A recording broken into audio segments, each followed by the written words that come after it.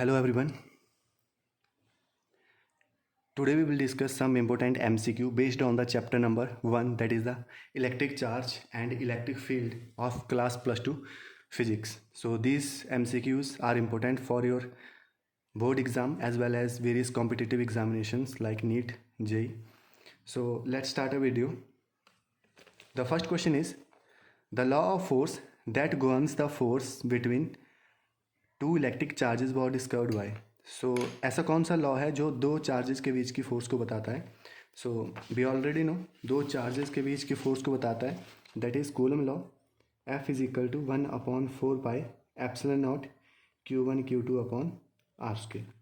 Okay, so this is the formula for Coulomb law and where force is directly proportional to the product of the charges and force is inversely proportional to the square of the distance between the charges. Okay, so ये चीज़ आपको ध्यान में रखनी है. So answer of question number 1 is, that is the option D, Coulomb. Next question is, the electrostatic force between electrons separated by distance r varies as. So electrostatic force electron के बीच में जिनके बीच का डिस्टेंस r है, so वो r पर कैसे depend करती है? So यही कूलम लॉ से ही क्लियर हो गया है, means F is inversely proportional to R square. So अगर इसको न्यूमरेटर में मैं लिखूँ सो r-2 हो जाएगा. It means the option D is the correct answer of question number 2. Question number 3 is, the existence of negative charge on a body implies that it has. So अगर body पे negative charge है इसका क्या मतलब हुआ? सो अगर body पे negative charge है इट मीन्स बॉडी ने कहीं से इलेक्ट्रॉन को गेन किया है, एंड अगर बॉडी पे पॉजिटिव चार्ज है इट मीन्स बॉडी ने इलेक्ट्रॉन को लूज़ किया है. सो यहाँ पर बॉडी पे नेगेटिव चार्ज है इट मीन्स बॉडी ने बाहर से इलेक्ट्रॉन को गेन किया है, so acquired some electron from outside. So option C is the correct answer of question 3. Two forces, 2 point charges separated by distance d repel each other with a force of 9 newton. So अगर 2 point charge के बीच का distance d मान लिया जाए तो वो एक दूसरे को रिपेल करते हैं. यहीं से क्लियर हो गया कि दोनों चार्जेस जो हैं वो या तो पॉजिटिव होंगे या तो दोनों ही नेगेटिव होंगे, मीन्स सेम उनका साइन होगा. सो फोर्स 9 न्यूटन लग रहा है. अगर डिस्टेंस को मैं 3D इंक्रीज़ कर दूं तो फोर्स ऑफ रिपल्शन कितना हो जाएगा? तो ये कूलम लॉ से हम निकाल सकते हैं. We already know force between two charges हम कूलम लॉ से ही कैलकुलेट करते हैं. So F is equal to 4πε0 Q1 Q2. यहाँ पर डिस्टेंस डी दे रखा है, सो डी स्क्वायर. सो ये वैल्यू दे रखी है, that is the 9 Newton. Question में दे रखा है अगर फोर्स को मैं 3 टाइम इंक्रीज कर दूं so F dash which is equal to 1/4 epsilon naught Q1 Q2 upon distance की जगह में मैं लिखूंगा 3d स्क्वायर. सो ये कितना बन जाएगा? So F dash which is equal to 1/4 epsilon naught Q1 Q2 upon 9d square. So 1/4 epsilon naught Q1 Q2 upon D square की वैल्यू ऑलरेडी हमारे पास है, that is the 9 newton. So F dash कितना आ गया? सो यहाँ पे इसकी जगह मैं 9 न्यूटन वैल्यू पुट कर सकता हूँ. It is 9/9, so which is आ गया 1 newton. So answer of this question is 1 newton. अगर फोर्स 9 न्यूटन है दो चार्जेस के बीच में और डिस्टेंस को मैं 3D इंक्रीज़ कर दूँ सो न्यू फोर्स जो आएगी वो 1 न्यूटन की आएगी. Next question is, the dielectric constant K of a metal is. So metal का डायलेक्ट्रिक कांस्टेंट इन्फिनाइट होता है. So option D is the correct answer. Next question is, electrons remains bound on the nucleus due to which of the following forces. So electron nucleus के साथ bind रहता है तो कौन सी force की वजह से? सो इसका आंसर इलेक्ट्रोस्टैटिक आएगा. We already know van der Waal force तो नहीं हो सकती, ग्रेविटेशन भी नहीं हो सकती, एंड न्यूक्लियर फोर्स ये तो सिर्फ न्यूक्लियस के अंदर एग्जिस्ट करती है. ओके, सो इसका आंसर इलेक्ट्रोस्टैटिक फोर्स है. Question number 7, the SI unit of K which is equal to 1/4 epsilon naught R. So हमने के की वैल्यू 1/4 एप्सिलॉन नॉट भी होती है, उसका एसआई यूनिट फाइंड आउट करना है. Okay, so we already know with the help of Coulomb law we can calculate this. So the formula for Coulomb law is 1/4 epsilon naught Q1 Q2 upon R square. Okay, now we want to calculate the unit of k or 1 upon 4 pi epsilon naught. So by rearranging this equation, so it becomes that is the f r square upon q1 q2 which is equal to 1 upon 4 pi epsilon naught.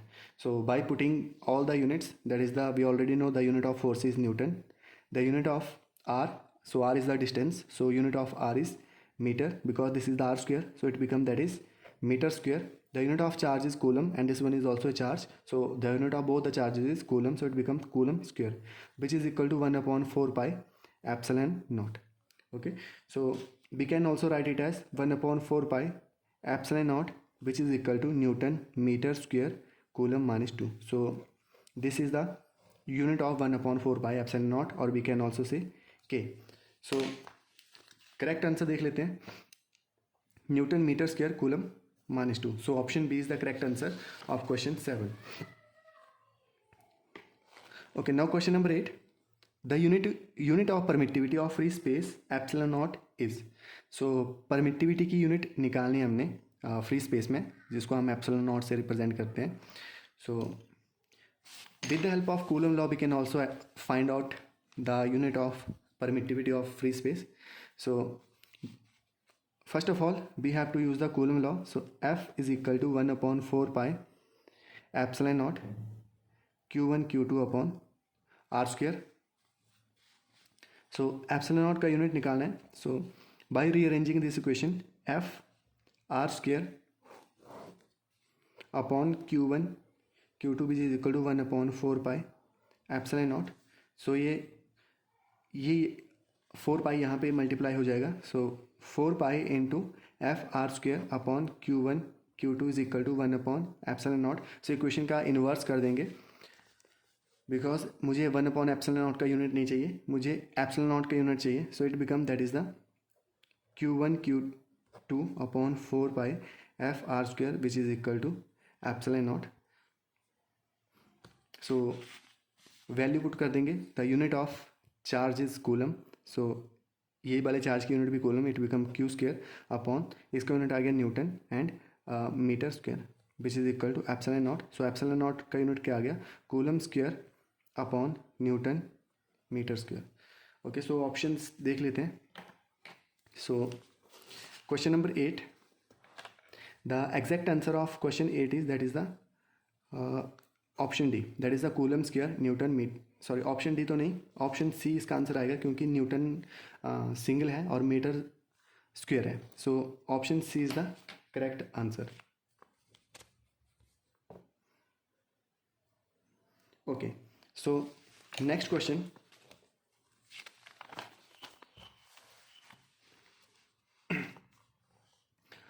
Two positive ions each carrying a charge q are separated by distance d.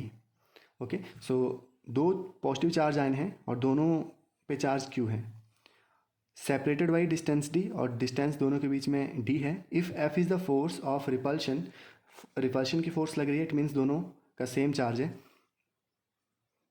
between the ions the number of electron missing from each ion will be. so हमें n की वैल्यू calculate करनी है. so we already know q is equal to ne, so n calculate करना है यहाँ से. okay, so q is equal to ne and we already know f is equal to 1 upon 4 pi epsilon naught. अब दोनों charges same हैं, यहाँ पे लिखा है two positive ions each carrying a charge Q. So first वाले charge को भी मैं क्यू से रिप्रेजेंट कर रहा हूँ और सेकंड वाले चार्ज को भी क्यू से रिप्रेजेंट कर रहा हूँ. Upon distance between them is D square, so distance is D square. Now F is equal to 1 upon 4 pi epsilon naught Q into Q is Q square upon D square. Okay, so Q की value put कर रहा हूँ, that is the N E. So F is equal to 1 upon 4 pi epsilon naught N square E square upon D square. So यहाँ से N की वैल्यू calculate कर लेंगे. सो एन कितना आ जाएगा, N square is equal to F into D square into 4 pi epsilon naught upon E square, और एन की वैल्यू आ जाएगी that is the root of F D square 4 pi epsilon naught upon E square. So this is the answer of this question. So options देख लेते हैं. Root होना चाहिए, तो यहाँ पे रूट नहीं है, यहाँ पे भी रूट नहीं है, सो ये दोनों ऑप्शंस तो ऐसे कट हो गए. अब डिनोमिनेटर में ई स्क्वेयर है, सो यहाँ पे दिस आंसर इज करेक्ट. और भी चेक कर लेते हैं. एफ भी है, डी स्क्वेयर भी है, 4/ε0 भी है. So this is the correct answer. That is the option C of question number 9. Okay, next question is how many electrons must be removed from an electrically neutral plate to give it a positive charge. So electrically neutral plate है, उसमें से कितने electron remove करें कि उस पर positive charge आ जाए. और चार्ज की वैल्यू दे रखी है 1 × 10⁻⁷ कूलम का चार्ज आना चाहिए. So with the help of quantization of charge, that is the Q is equal to NE, we can solve this question. So N की वैल्यू कैलकुलेट करनी है, that is the Q/E. Okay, so N which is equal to the value of Q is already given 1 × 10⁻⁷ and this is the charge on an electron 1.6 × 10⁻⁻19. सो यहाँ पे coulomb है, तो coulomb से तो कूलम ऐसे कैंसिल हो जाएगा. सो N की वैल्यू कितनी आ जाएगी, दैट इज़ द पॉइंट हटाया तो यहाँ पे 10 आ गए अपॉन 16 × 10⁻, यहाँ पे -7 था, × 10⁻+19 हो जाएगा जब ये डिनोमिनेटर की टर्म न्यूमरेटर में जाएगी. तो so N is equal to 10/16 × 10⁻⁻7. Base same है तो पावर ऐड हो जाती है. सो -7 + 19 को ऐड किया, so it become that is the +12. Okay, so एक ज़ीरो मैं यहाँ से 10 के साथ लगा रहा हूँ, तो इट बिकम 100/16 × 10⁻11 बचेगा यहाँ पे. सो ये N की, और 16 से 100 जो है वो 6.25 पे कैंसिल हो जाता है. सो N की वैल्यू कितनी आ गई, N is equal to 6.25 × 10⁻11. So I hope this is clear. Options में देख लेते हैं. So 6.25 × 10⁻11, that is the option A is the correct answer. Okay, next question is, that is the question number 11. In a hydrogen atom, the distance between the electron and proton is 2.5 × 10⁻11 meter. The electrical force of attraction between them will be. So यहाँ पे force की value को calculate करना है. सो solve कर लेते हैं question को. सो question number 11. So we already know F is equal to 1/4πε0 Q1 Q2 upon R square. So distance दे रखा है 2.5 × 10⁻11. वैल्यूज पुट कर देते हैं. सो F की वैल्यू आ गई 1/4πε0 की वैल्यू होती है 9 × 10⁻9. The value of Q1 that is the 1.6 × 10⁻19 and the value of Q2 is 1.6 × 10⁻19 upon R square, that is 2.5 × 10⁻11 with square. So it becomes, that is F is equal to 9 × 10⁻9. Okay, तो यहाँ से मैंने point को हटाया into 16, तो यहाँ पे 10 से मल्टीप्लाई हो गया, और यहाँ से फिर से पॉइंट को हटाया तो यहाँ पे 10 से मल्टीप्लाई हो गया, और यहाँ पे ये बन गया 10⁻19.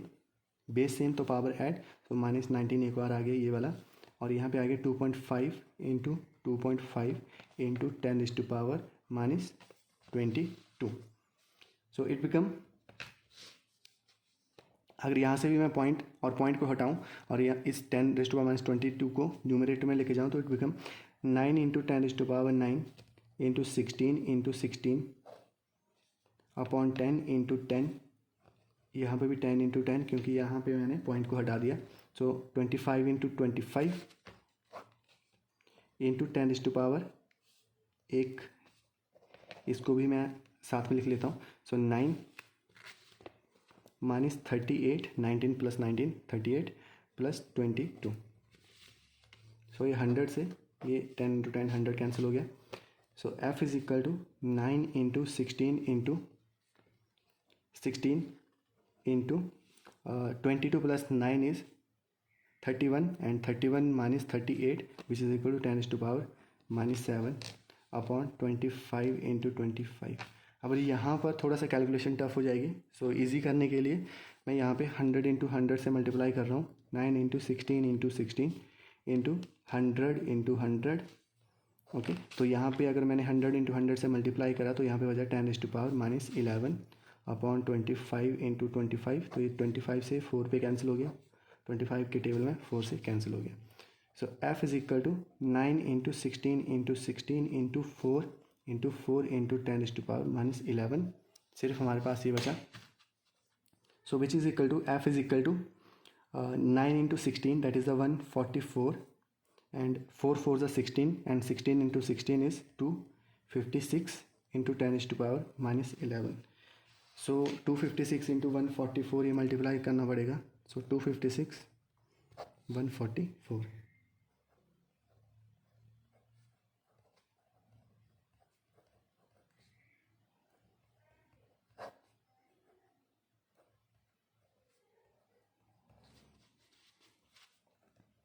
सो f की वैल्यू आ गई, दैट इज़ अ 53864 इंटू 10⁻⁻11। अगर मैं पॉइंट को 5 के बाद लगाऊं सो it become that is the 1 2 3 4। So 5 point approx में 5.4 के आसपास लिख रहा हूँ इसको। सो 5.4 इंटू 10⁻⁻7 फोर्स की वैल्यू न्यूटन में आ गई। ये 7 क्यों आया, क्योंकि ये पॉइंट मैंने 4 डिजिट के बाद लगा दिया। सो 5.4 इंटू 10⁻⁻7। ऑप्शन देख लेते हैं।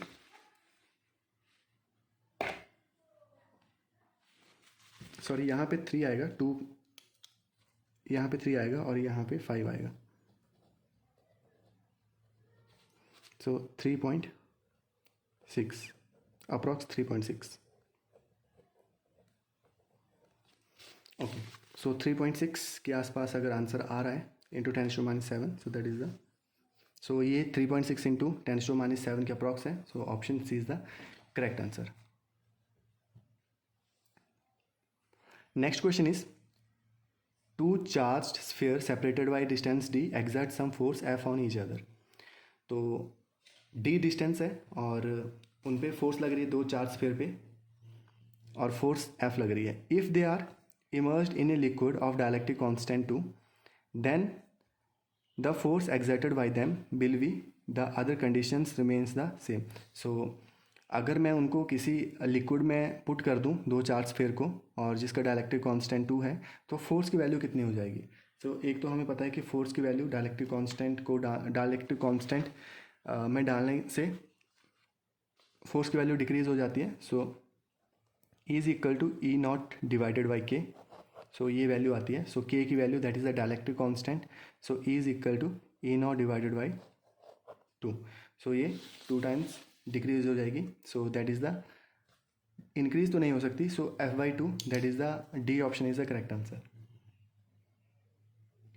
Next question is, a charge Q is placed at the center of the line joining two exactly equal positive charges each having charge Q.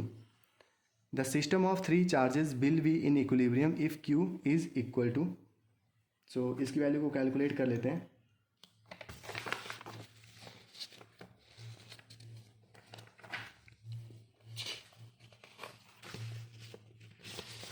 Okay, so question number 13।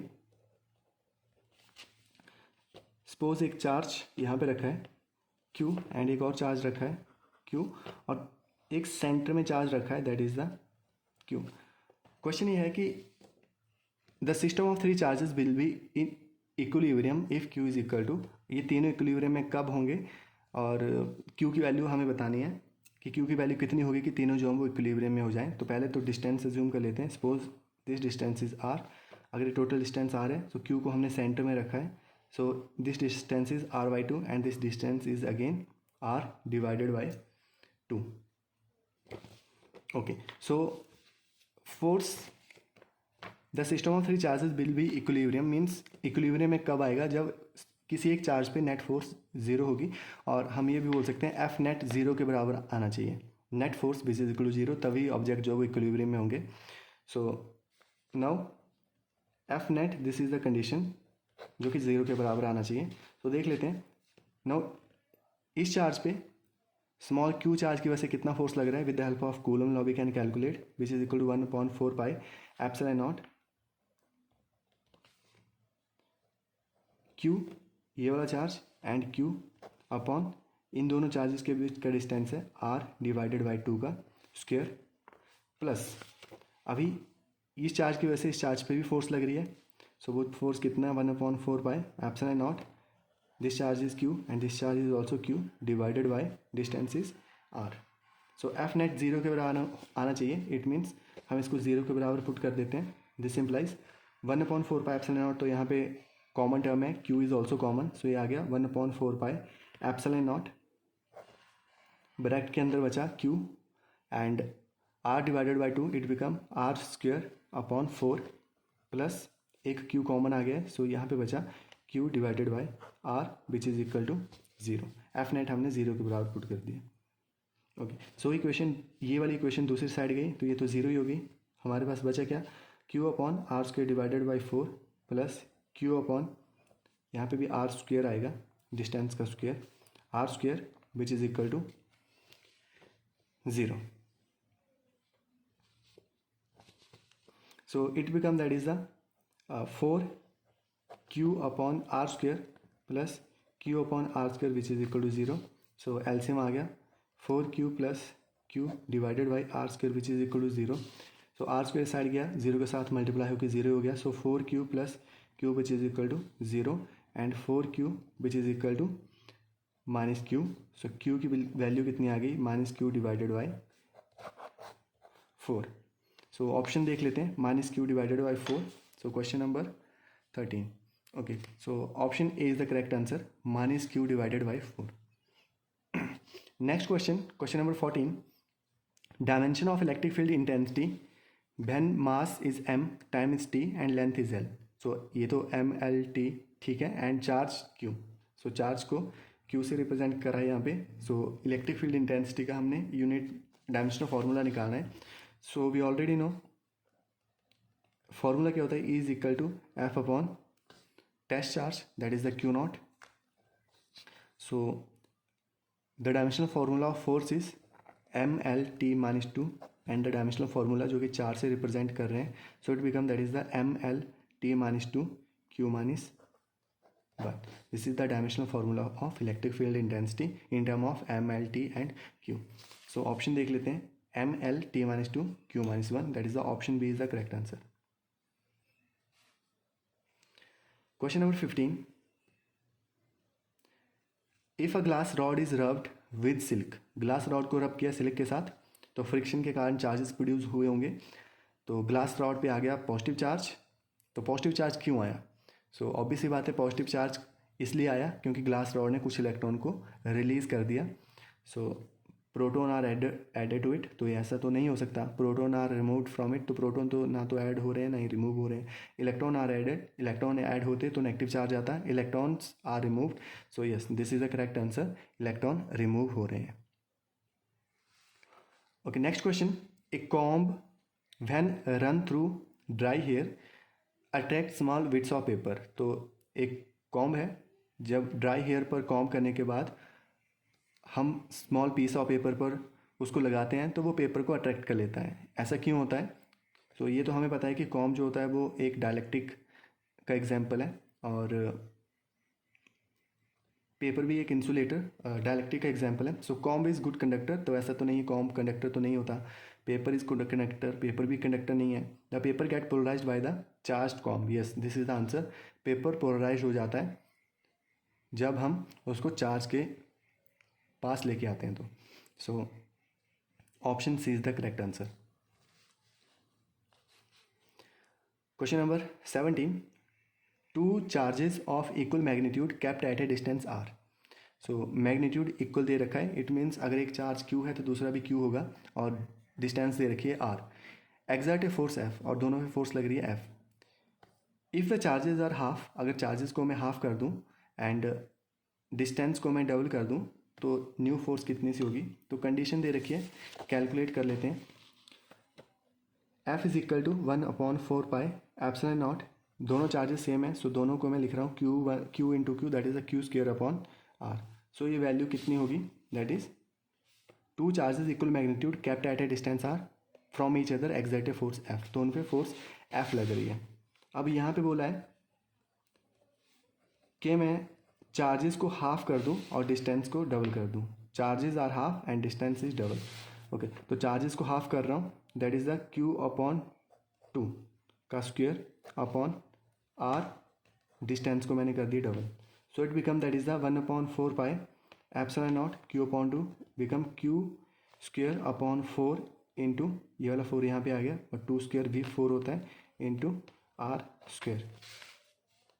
So 1/4 pi epsilon naught Q square upon 4 into 4 is 16 into R square. तो अगर मैं यहाँ पे ध्यान से देखूँ सो ये तो वैल्यू एफ की ऑलरेडी है 1/4 pi epsilon naught Q upon R, R square होगा यहाँ पे। सो इस कंप्लीट की जगह मैं एफ पुट कर सकता हूँ। सो एफ डैश कितना आ गया, that is the F upon एक 16 एक्स्ट्रा बच गया। तो फोर्स की वैल्यू जो नई फोर्स आएगी उसकी वैल्यू 16 टाइम्स रिड्यूस हो जाएगी। So options are option D is the correct answer, that is the F divided by 16। Next question is question number 18, an infinite number of charges each of charge 1 microcoulomb are placed at a distance at different points on the x-axis with coordinate x is equal to 1, 2, 4, 8 so on up to infinite. If a charge of 1 microcoulomb is kept at the origin, then the net force acting of 1 coulomb charge is okay. So यहाँ पे different charges दे रखे हैं, different distance पे दे रखे हैं। Charges की value 1, हर एक charge की वैल्यू 1 माइक्रोकूलम है और एक चार्ज 1 कूलम का ओरिजिन पे दे रखा है। सो हर एक चार्ज की वजह से जो ओरिजिन पे चार्ज है उस पर फोर्स कितना लगेगा, तो ये तो कैलकुलेट करना पड़ेगा। Now we are supposing the condition this is the X axis and this is 1, 2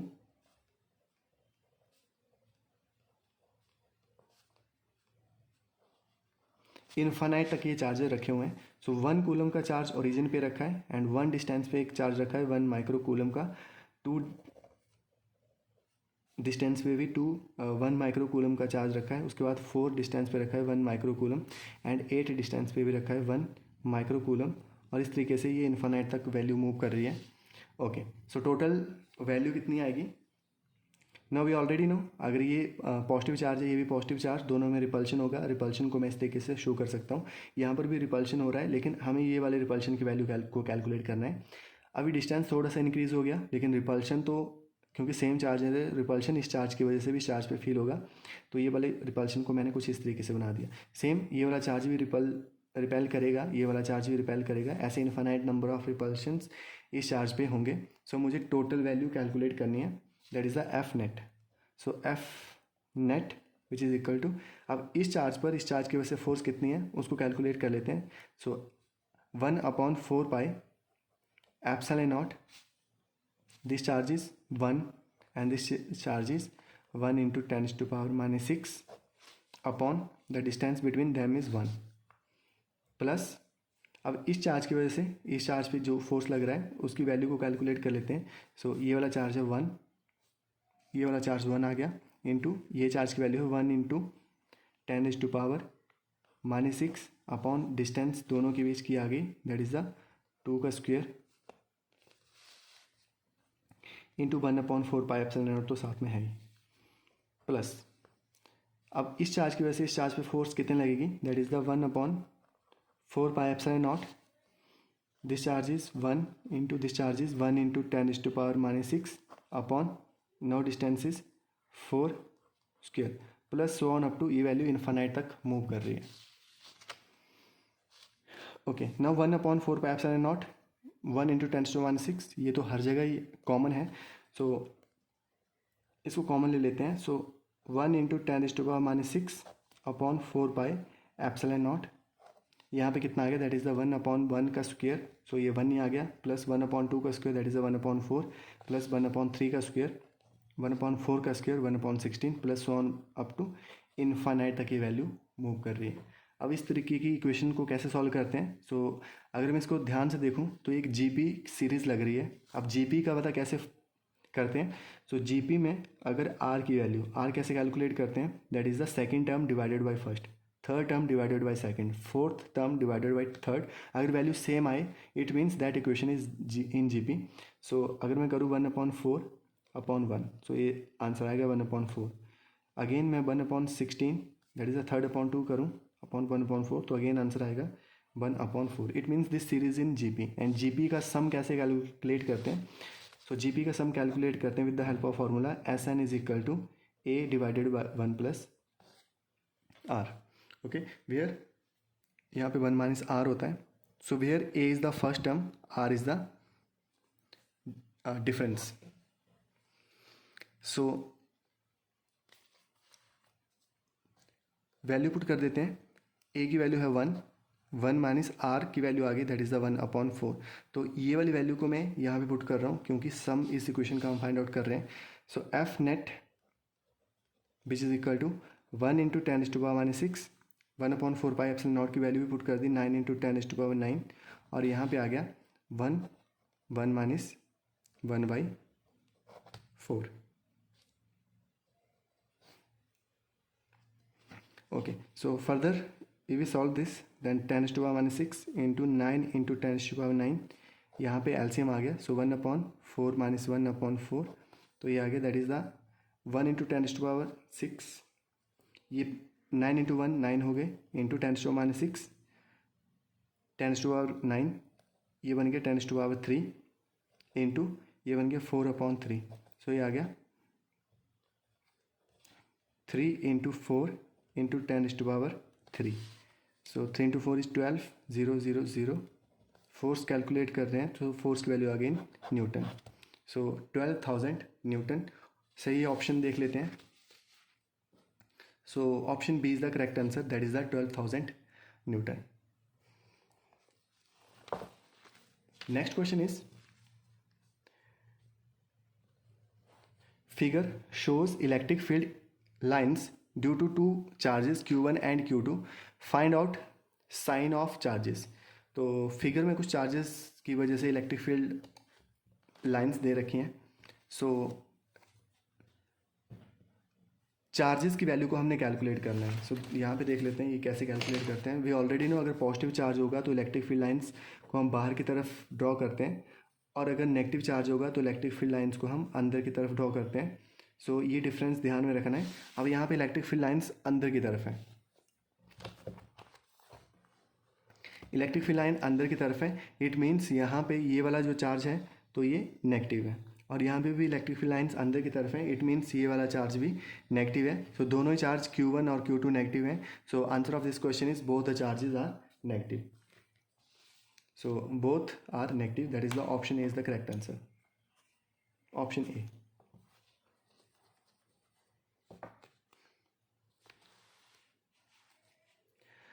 The insulation property of air breakdown is equal to 3 into 10⁶ volt per metre. So E की value दे रखी है 3 into 10⁶ volt per metre. The maximum charge in coulomb that can be given to a sphere of diameter 5 metre is approximately. So यहाँ पे Q की value को calculate करना है। सो क्वेश्चन का आंसर फाइंड आउट कर लेते हैं।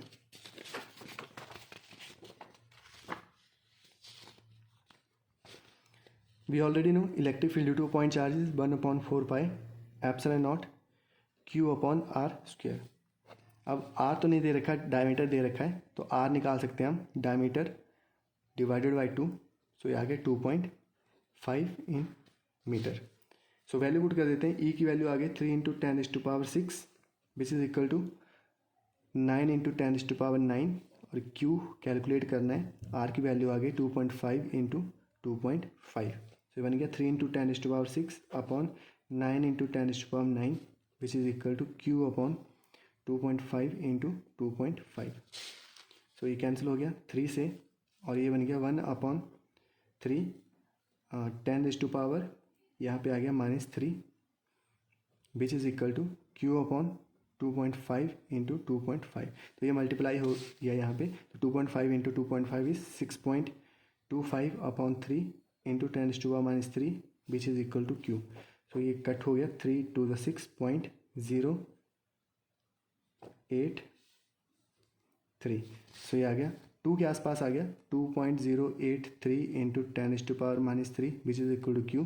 तो ये वैल्यू 2 के पास ही आ गई, तो हम बोल सकते हैं 2 इंटू 10⁻³ ये आ गई क्यू की वैल्यू 2 इंटू 10⁻³ सो ऑप्शंस देख लेते हैं। So option B is the correct answer 2 into 10⁻³ next question is the special distribution of the electric field due to two charges A and B is shown in figure. तो दो charges की वजह से electric field को figure में दिखा रखा है। Which one of the following statement is correct. तो इन दोनों में से कौन सी स्टेटमेंट जो है वो करेक्ट है। सो फिगर देख लेते हैं। सो यहाँ पे इलेक्ट्रिक फील्ड बाहर की तरफ प्रोड्यूस हो रही है और यहाँ पे इलेक्ट्रिक फील्ड अंदर की तरफ आ रही है।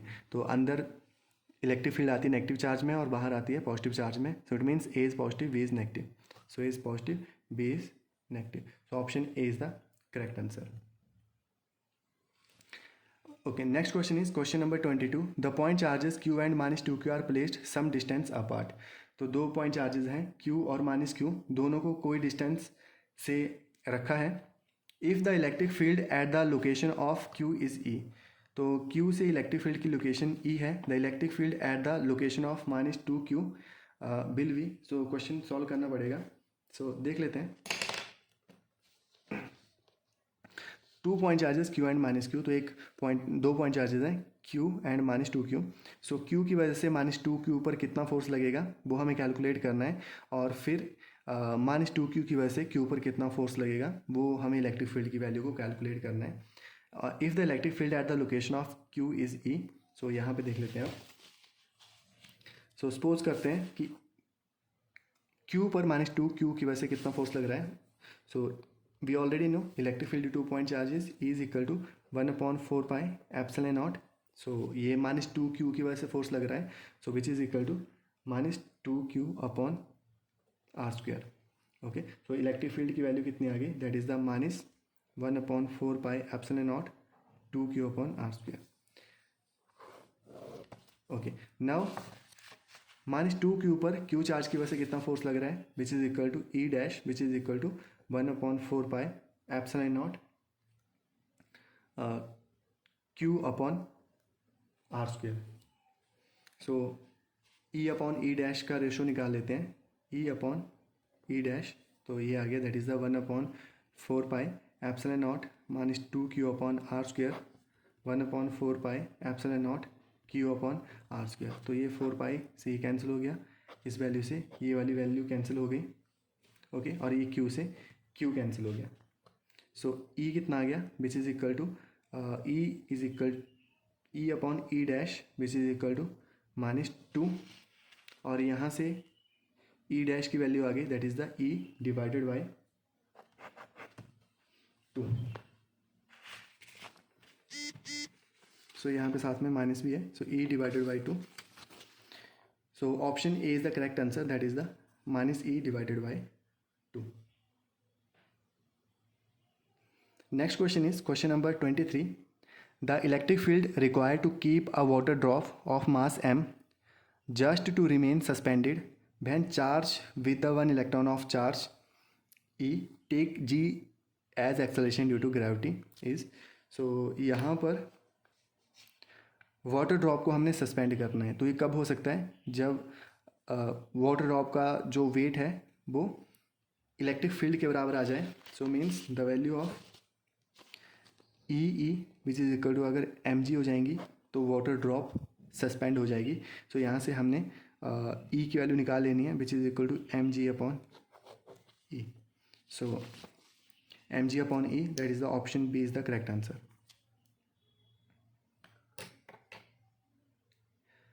Next question is two small charge sphere A and B have charges 10 microcoulomb and 40 microcoulomb respectively and are held at a separation of 90 centimetre from each other.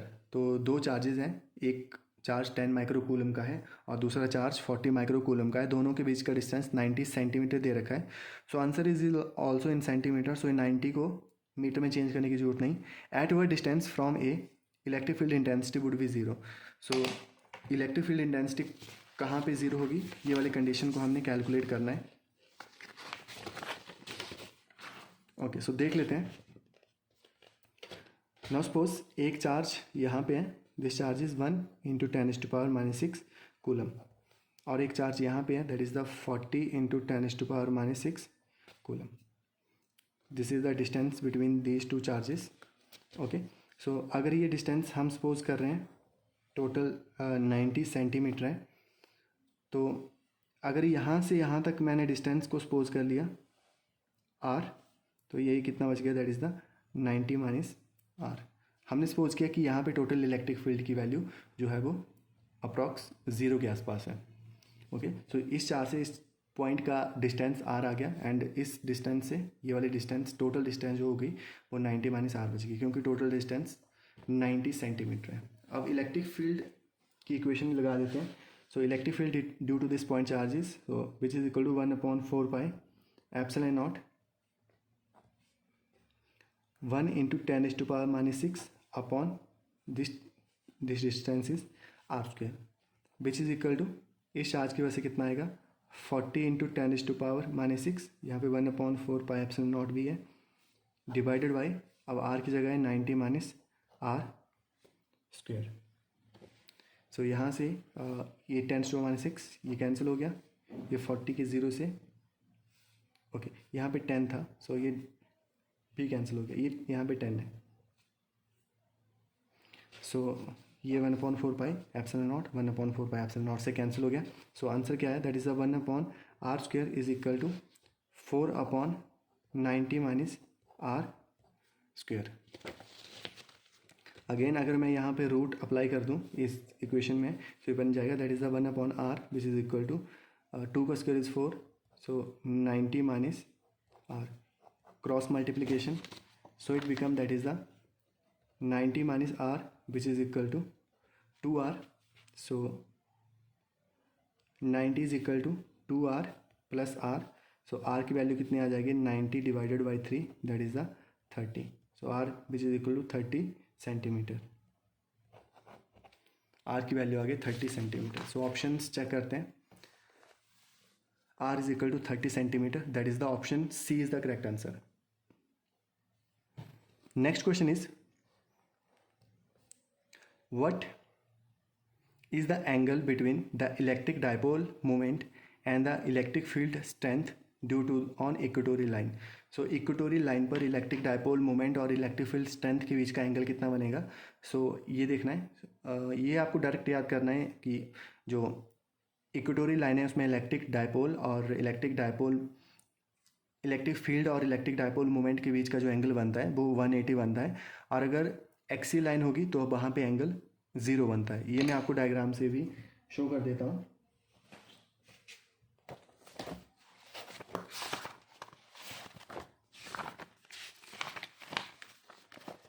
जैसे यहाँ पे this diagram is due to equatorial line, तो this is the electric field, net electric field, and this is the direction of the dipole, क्योंकि dipole की direction negative to positive होती है और electric field की डायरेक्शन पॉजिटिव टू नेगेटिव होती है। तो यहाँ पे एक लाइन इस तरीके की है और दूसरी लाइन इस तरीके से है, इट मीन्स एक लाइन ऐसे है और दूसरी लाइन ऐसे है, तो एंगल दोनों के बीच का बन रहा है, दैट इज़ द 180।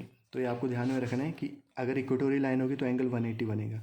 सेम अगर एक्सी लाइन होगी, सो यहाँ पे डायपोल -2 प्लस डायपोल का डायरेक्शन है, एंड नेट इलेक्ट्रिक फील्ड की वैल्यू इस साइड है, तो एक लाइन इस साइड और दूसरी लाइन भी इस साइड, तो एंगल 0 बन रहा है। तो ये आपको दोनों चीज़ें ध्यान में रखनी है।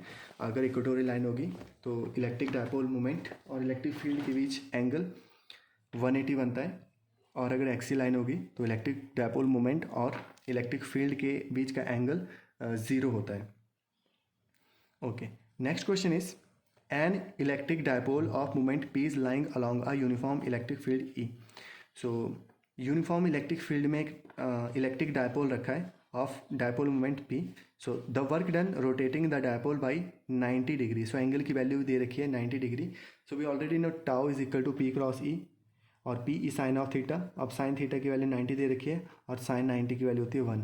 सो ओनली यहाँ पे बच जाएगा tau is equal to PE। So option A is the correct answer. Next question solve करते हैं। 3 point charges plus q minus 2q and plus q are placed at point x is equal to 0, y is equal to a, z is equal to 0. So ये तो condition दे रखी हैं. Respectively the magnitude and direction of the dipole moment vector of this assembly are. So magnitude and direction को find out करना है. चलिए इसको भी सॉल्व कर लेते हैं. सो पहले तो हमने कोऑर्डिनेट एक्सिस बना लिए. Okay, so first x is equal to 0, y is equal to a. Suppose this is x, this is the y and this is the z. तो x is equal to 0, y is equal to a, z is equal to 0. तो y is equal to a. यहाँ जैसे हम suppose कर रहे हैं कि value दे रखी है plus q. x is equal to 0, y is equal to 0, z is equal to 0 पे वैल्यू दे रखी है माइनस 2q. मीन्स ओरिजिन पे वैल्यू दे रखी है minus 2q. And x is equal to a, y is equal to 0, z is equal to 0. तो यहाँ पे वैल्यू दे रखी है x is equal to a, यहाँ जैसे plus Q. So we already know जो डायपोल होता है, एक डायपोल यहाँ पे बन गया, एक डायपोल यहाँ पे बन गया. तो डायपोल की डायरेक्शन आती है -2 प्लस. सो ये डायरेक्शन आ गई और एक डायरेक्शन यहाँ पे आ गई. These coordinates are 0a and these coordinates are a0. So अगर इन दोनों का मैं रिजल्टेंट निकालूँ, सो रिजल्टेंट कुछ ऐसे बनेगा. Okay, so dipole moment, that is along y-axis, this charge is q. so dipole moment को रिप्रेजेंट करते हैं p से. so p is equal to q और यहाँ से यहाँ तक का डिस्टेंस a है. so it become qa along j-axis. so p is equal to this charge is also q and this distance is a along I. Okay, so net dipole moment की value हमने calculate करनी है. So P is equal to P X I square plus P Y J square with whole under root. So ये आ जाएगा. That is the P is equal to P X की value है, that is the Q A square plus Q A square with whole under root. So ये आ जाएगा P is equal to Q square A square plus Q square A square with under root. So Q square A square, इसको add करेंगे तो बन जाएगा 2q square A square with whole under root. So ये bracket से बाहर आ गया Q A. सो ये वैल्यू आ गई P की, that is the root 2a. So that is along x axis तो नहीं है, अलॉन्ग वाई एक्सिस भी नहीं है, along 2q along the line joining the points. So option C is the correct answer. Root 2qa along the line joining the points x is equal to 0, y is equal to 0, z is equal to 0 and x is equal to a, y is equal to a, z is equal to 0.